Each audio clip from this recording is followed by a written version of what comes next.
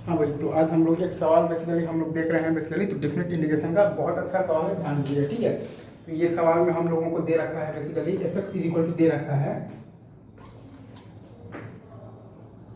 F X is equal to हम लोगों को दे रखा है basically integral from 1/x to x, ठीक है, e to the power minus T और प्लस 1/t, ठीक है, इंटू dt/t, ठीक है।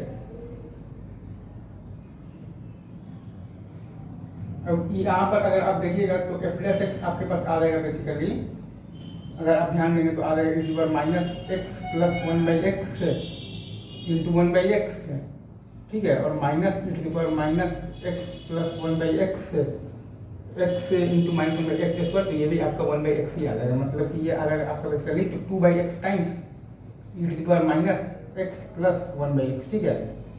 अब आप देखिए, अब आप देख रहे हैं कि 1 टू इन्फिनिटी में एफ एक्स आपका जो है वो कैसा फंक्शन है, इंक्रीजिंग फंक्शन है, ठीक है।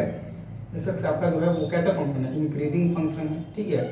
और आप देखिएगा तो एफ एक्स और प्लस एफ ऑफ 1/x का वैल्यू क्या आएगा, एक बार आपका मान लीजिए कि लिमिट ए टू बी आ रहा है, तो एफ ऑफ जब आप 1/x लिखिएगा तो x टू 1/x आ जाएगा, तो लिमिट आपका आ जाएगा b टू a, ठीक है।